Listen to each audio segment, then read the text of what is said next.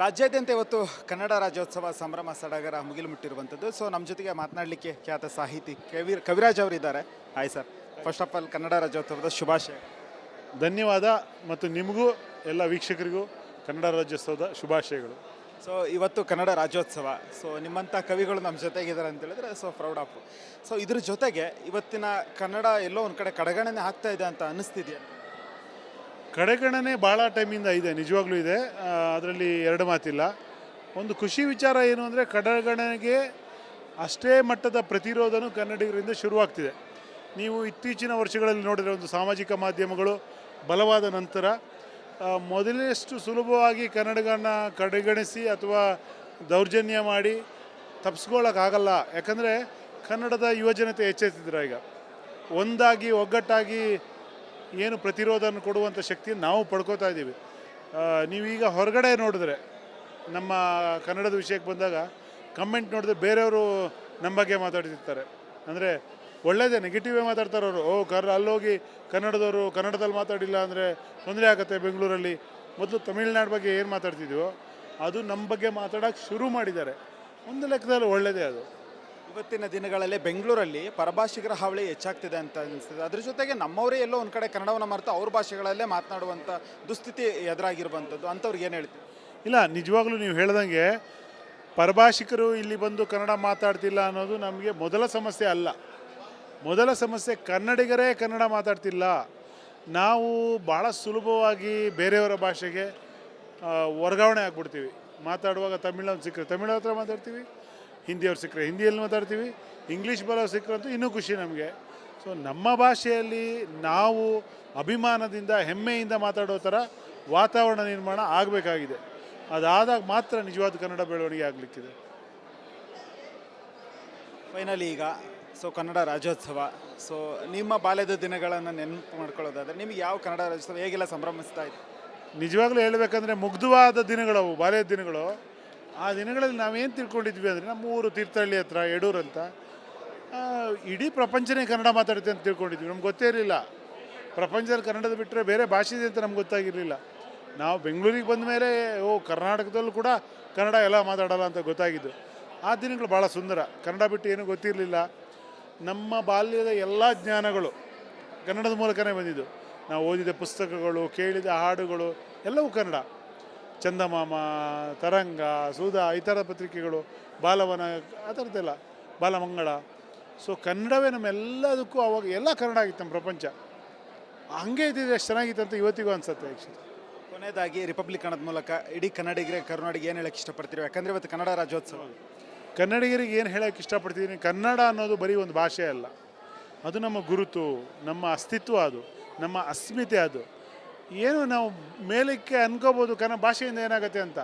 ಭಾಷೆಯಿಂದ ಎಲ್ಲ ಆಗುತ್ತೆ. ಭಾಷೆಯಿಂದ ನಾವು ಪಡೆದ ಜ್ಞಾನ, ನಾವು ಪಡೆದ ಪರಿಸರ ಎಲ್ಲ ಭಾಷೆ ಇದೆ. ಭಾಷೆ ನಿರ್ಮಾಣ ಮಾಡಿಕೊಟ್ಟಿದ್ದು. ಹಾಗಾಗಿ ಅದನ್ನು ಸಂರಕ್ಷಿಸುವ ಜವಾಬ್ದಾರಿಯು ನಮ್ಮದೇ. ಹಾಗಾಗಿ ಎಲ್ಲ ಕನ್ನಡಿಗರು ಒಗ್ಗಟ್ಟಾಗಿ ಕನ್ನಡವನ್ನು ಬಳಸೋಣ. ಮುಖ್ಯವಾಗಿ ಬಳಸೋದ್ರಿಂದ ಬೆಳೆಸಬಹುದು. ಎಲ್ಲರೂ ಒಗ್ಗಟ್ಟಾಗಿ ಹೆಮ್ಮೆಯಿಂದ ಕನ್ನಡ ಮಾತಾಡಿಕೊಂಡು ಕನ್ನಡವನ್ನು ಎತ್ತರಕ್ಕೆ ಕೊಂಡೊಯ್ಯೋಣ ಅಂತ ಎಲ್ಲರಲ್ಲೂ ಕೇಳ್ಕೊಳ್ತೇನೆ. ಥ್ಯಾಂಕ್ ಯು ಸರ್, ನಿಮಗೂ ಕೂಡ ಒಳ್ಳೆಯದಾಗಲಿ.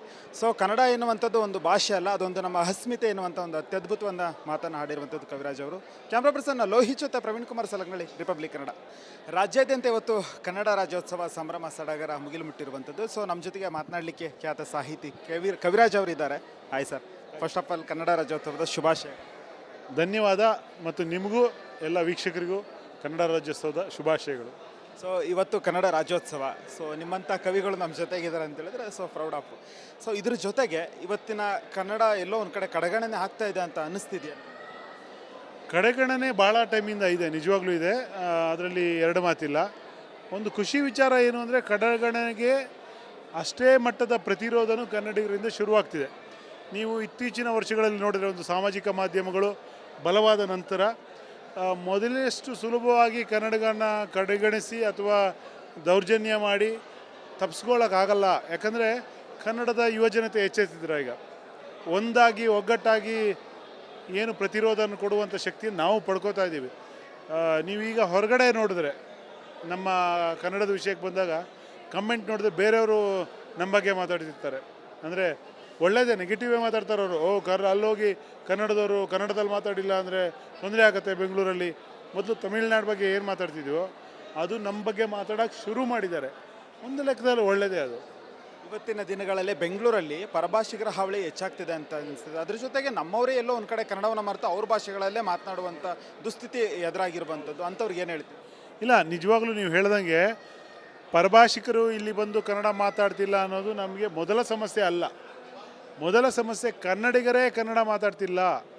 ನಾವು ಭಾಳ ಸುಲಭವಾಗಿ ಬೇರೆಯವರ ಭಾಷೆಗೆ ವರ್ಗಾವಣೆ ಆಗ್ಬಿಡ್ತೀವಿ. ಮಾತಾಡುವಾಗ ತಮಿಳವ್ರು ಸಿಕ್ಕರೆ ತಮಿಳ್ ಹತ್ರ ಮಾತಾಡ್ತೀವಿ, ಹಿಂದಿಯವ್ರು ಸಿಕ್ಕರೆ ಹಿಂದಿಯಲ್ಲಿ ಮಾತಾಡ್ತೀವಿ, ಇಂಗ್ಲೀಷ್ ಬರೋರು ಸಿಕ್ಕರಂತೂ ಇನ್ನೂ ಖುಷಿ ನಮಗೆ. ಸೊ ನಮ್ಮ ಭಾಷೆಯಲ್ಲಿ ನಾವು ಅಭಿಮಾನದಿಂದ ಹೆಮ್ಮೆಯಿಂದ ಮಾತಾಡೋ ಥರ ವಾತಾವರಣ ನಿರ್ಮಾಣ ಆಗಬೇಕಾಗಿದೆ.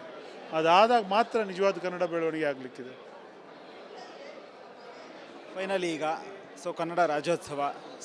ನಿಮ್ಮ ಬಾಲ್ಯದ ದಿನಗಳನ್ನು ನೆನಪು ಮಾಡ್ಕೊಳ್ಳೋದಾದರೆ ನಿಮಗೆ ಯಾವ ಕನ್ನಡ ರಾಜ್ಯೋತ್ಸವ ಹೇಗೆಲ್ಲ ಸಂಭ್ರಮಿಸ್ತಾ ಇದೆ? ನಿಜವಾಗ್ಲೂ ಹೇಳಬೇಕಂದ್ರೆ ಮುಗ್ಧವಾದ ದಿನಗಳು ಅವು, ಬಾಲ್ಯದ ದಿನಗಳು. ಆ ದಿನಗಳಲ್ಲಿ ನಾವೇನು ತಿಳ್ಕೊಂಡಿದ್ವಿ ಅಂದರೆ ನಮ್ಮ ಊರು ತೀರ್ಥಹಳ್ಳಿ ಹತ್ರ ಯಡೂರು ಅಂತ, ಇಡೀ ಪ್ರಪಂಚನೇ ಕನ್ನಡ ಮಾತಾಡುತ್ತೆ ಅಂತ ತಿಳ್ಕೊಂಡಿದ್ವಿ. ನಮ್ಗೆ ಗೊತ್ತೇ ಇರಲಿಲ್ಲ ಪ್ರಪಂಚದಲ್ಲಿ ಕನ್ನಡದ ಬಿಟ್ಟರೆ ಬೇರೆ ಭಾಷೆ ಇದೆ ಅಂತ ನಮ್ಗೆ ಗೊತ್ತಾಗಿರಲಿಲ್ಲ. ನಾವು ಬೆಂಗಳೂರಿಗೆ ಬಂದ ಮೇಲೆ ಕರ್ನಾಟಕದಲ್ಲೂ ಕೂಡ ಕನ್ನಡ ಎಲ್ಲ ಮಾತಾಡೋಲ್ಲ ಅಂತ ಗೊತ್ತಾಗಿದ್ದು. ಆ ದಿನಗಳು ಭಾಳ ಸುಂದರ. ಕನ್ನಡ ಬಿಟ್ಟು ಏನೂ ಗೊತ್ತಿರಲಿಲ್ಲ. ನಮ್ಮ ಬಾಲ್ಯದ ಎಲ್ಲ ಜ್ಞಾನಗಳು ಕನ್ನಡದ ಮೂಲಕನೇ ಬಂದಿದ್ದು. ನಾವು ಓದಿದ ಪುಸ್ತಕಗಳು, ಕೇಳಿದ ಹಾಡುಗಳು ಎಲ್ಲವೂ ಕನ್ನಡ. ಚಂದಮಾಮ, ತರಂಗ, ಸುಧಾ, ಈ ಥರ ಪತ್ರಿಕೆಗಳು, ಬಾಲವನ, ಆ ಥರದ್ದೆಲ್ಲ, ಬಾಲಮಂಗಳ. ಕನ್ನಡವೇ ನಮ್ಮೆಲ್ಲದಕ್ಕೂ ಅವಾಗ ಎಲ್ಲ ಕನ್ನಡ ಆಗಿತ್ತು. ನಮ್ಮ ಪ್ರಪಂಚ ಹಂಗೆ ಇದ್ದಿದ್ರೆ ಎಷ್ಟು ಚೆನ್ನಾಗಿತ್ತು ಅಂತ ಇವತ್ತಿಗೂ ಅನಿಸುತ್ತೆ. ಆ್ಯಕ್ಚುಲಿ ಕೊನೆಯದಾಗಿ ರಿಪಬ್ಲಿಕ್ ಕನ್ನಡದ ಮೂಲಕ ಇಡೀ ಕನ್ನಡಿಗರಿಗೆ ಕರ್ನಾಟಕ ಏನು ಹೇಳೋಕ್ಕೆ ಇಷ್ಟಪಡ್ತೀವಿ? ಯಾಕಂದರೆ ಇವತ್ತು ಕನ್ನಡ ರಾಜ್ಯೋತ್ಸವ. ಕನ್ನಡಿಗರಿಗೆ ಏನು ಹೇಳೋಕ್ಕೆ ಇಷ್ಟಪಡ್ತಿದ್ದೀನಿ, ಕನ್ನಡ ಅನ್ನೋದು ಬರೀ ಒಂದು ಭಾಷೆ ಅಲ್ಲ, ಅದು ನಮ್ಮ ಗುರುತು, ನಮ್ಮ ಅಸ್ತಿತ್ವ, ಅದು ನಮ್ಮ ಅಸ್ಮಿತೆ. ಅದು ಏನು ನಾವು ಮೇಲಕ್ಕೆ ಅನ್ಕೋಬೋದು ಭಾಷೆಯಿಂದ ಏನಾಗುತ್ತೆ ಅಂತ.